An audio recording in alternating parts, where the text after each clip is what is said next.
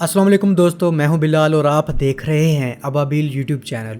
दोस्तों, मैंने air marshal नूर खान वाली इस वीडियो में बताया था कि एयर मार्शल नूर खान 1965 की जंग के दौरान अपने जवानों से बात करते हुए कहते हैं कि मुझे आप लोगों का काम 100% से भी ज़्यादा चाहिए, और अगर इस जंग में आप में से किसी के पास बेहतर प्लानिंग या बेहतर आइडिया है, चाहे वो एयरमैन ही क्यों ना हो, मैं उसकी तजवीज़ लेने के लिए तैयार हूँ। तो एक जवान एयर मार्शल नूर खान से आकर अपना आइडिया शेयर करता है कि हम C-130 मिलिट्री ट्रांसपोर्ट एयरक्राफ्ट को as a bomber aircraft use कर सकते हैं।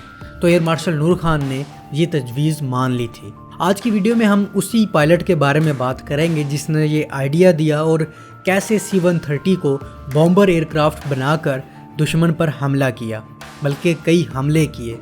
So without wasting more time, let's start.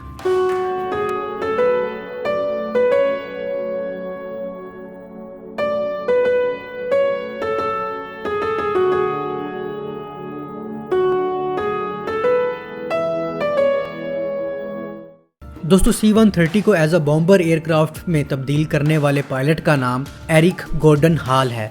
Eric Gordon 1922 को रंगून, बर्मा में पैदा हुए।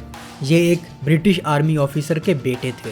वर्ल्ड वार 2 के शुरू में जब जापानी एयरफोर्स ने बर्मा पर अटैक किया तो एरिक गोर्डन ने अपनी बहन और अपनी मां को बाय एयर इंडिया भेज दिया और पीछे खुद और छोटा भाई रह गए। एरिक और इनका छोटा भाई पैदल बर्मा के जंगलों से होते हुए इंडिया पहुंचे और इस दौरान एरिक बुरी तरह बीमार हो गए थे। सेहतयाब होने के बाद एरिक गोर्डन ने रॉयल इंडियन एयरफोर्स ज्वाइन की और 1943 को कमीशन हासिल कर लिया और वर्ल्ड वार 2 में हिस्सा लिया।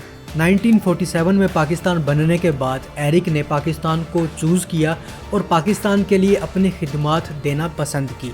सो पाकिस्तान मूव होने के बाद इन्हें रिसालपुर विंग कमांडर असगर खान के under command as a instructor तैनात कर दिया गया।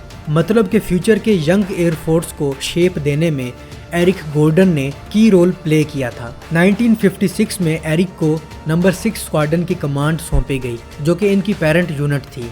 इनकी कमांड का दुरानिया ख़त्म होने के बाद इन्हें यूके स्टाफ कोर्स के लिए भेजा गया, जहां से वापसी पर इन्हें की कमांड्स और स्टाफ अपॉइंटमेंट्स दी गई, जिनमें command of PAF station Drigh road, deputy commandant PAF staff college और AHQ पेशावर में डायरेक्टर वार प्लान्स रहे। 1965 की जंग के दौरान एरिक PAF बेस चकलाला की कमांड कर रहे थे। दोस्तों, 1965 की इंडो पाक वार के दौरान पाकिस्तान एयरफोर्स के कामयाब मिशंस और जीनियस काम में से एक नाइट बॉम्बिंग कैंपेन थी। ये missions group captain Eric Gordon Hall की वजह से मुमकिन हो पाए थे। चकलाला एयर बेस पर लोडिंग कैरिंग कैपेबिलिटीज़ का हामिल C-130 एयरक्राफ्ट दिया गया था, जो कि मिलिट्री ट्रांसपोर्ट एयरक्राफ्ट है, लेकिन एरिक गोर्डन ने इस C-130 को बॉम्बर एयरक्राफ्ट में तब्दील कर दिया। उस वक्त C-130 की नॉर्मल लोड कैपेसिटी 28,000 पाउंड थी, जिसे अगर बॉम्बर एयरक्राफ्ट में तब्दील कर दिया जाए तो ये उस वक्त वर्ल्ड वार 2 के हैवीएस्ट बॉम्बर एयरक्राफ्ट से भी बेहतर थी। 1965 की जंग शुरू होने से कई महीने पहले ही एरिक के माइंड में इस त्यारे को बम्बार त्यारे में तब्दील करने का ख्याल था, तो इन्होंने पहले ही कुछ टेक्निकल चीज़ें डन कर ली थी कि कैसे बॉम्ब्स को कैरी करना है और ड्रॉप करना है। एरिक हॉल के टेक्नीशियंस ने भी इस काम में इनकी मदद की थी। बॉम्ब्स रखने के लिए इन्होंने लकड़ी के पालने बनाए थे, जो कि एयरक्राफ्ट के फ्लोर से मुंसलिक थे। जब एरिक गोर्डन हॉल को C-130 को एज अ बॉम्बर एयरक्राफ्ट उड़ाने की इजाज़त मिली और इन्हें कुछ मिशंस दिए गए, तो इन्होंने अपने क्रू के साथ इस C-130 को बॉम्बर एयरक्राफ्ट बनाकर प्रैक्टिकल ट्रेनिंग की। इस एयरक्राफ्ट के ट्रायल्स कामयाब हो गए और इनका पहला बॉम्बिंग मिशन 11 सितंबर 1965 को था। इनका पहला टारगेट हेविली गार्डेड कैथुआ ब्रिज था और ग्रुप कैप्टन हॉल इन मिशंस में वॉलंटियर हिस्सा ले रहे थे और लीड भी कर रहे थे। ये मिशन ख़तरनाक और खुदकश था, वो इसलिए कि C-130 अगर दुश्मन की तोपों की जद में आ जाए तो इसके पास ना तो दुश्मन पर जवाबी कार्रवाई के लिए ना ही मिसाइल थे और ना ही कोई गन और ना ही दूसरे त्यारों की तरह कोई फुर्ती थी। सिर्फ बॉम्ब्स थे जो इन्होंने पिन पॉइंट प्लेस पर ड्रॉप करने थे। लेकिन एरिक हॉल ने पहली ही स्ट्राइक में 28,000 पाउंड्स के बॉम्ब्स गिराकर इंडिया को हैरान कर दिया। ये पहली स्ट्राइक बड़ी फ्रूटफुल साबित हुई थी, जिसने छम्प सेक्टर में एडवांस करती हुई इंडियन फौज को पीछे धकेल दिया। اگلے دن انڈیا کے تمام ریڈیو اسٹیشن بج اٹھے کہ پاکستان ایئر فورس چین کا 4 engine bomber aircraft use کر رہی ہے۔ مطلب انڈین آرمی نے شروع میں پہچانا ہی نہیں کہ یہ کون سا بومبر طیارہ ہے۔ پاکستان ایئر فورس نے اسی دوران 4 مزید C-130 بومبر ایئر کرافٹ میں تبدیل کر دیے۔ 11 ستمبر سے لے کر 23 ستمبر تک پاکستان نے C-130 سے 21 سے زیادہ نائٹ ٹائم بومبنگ مشن کیے۔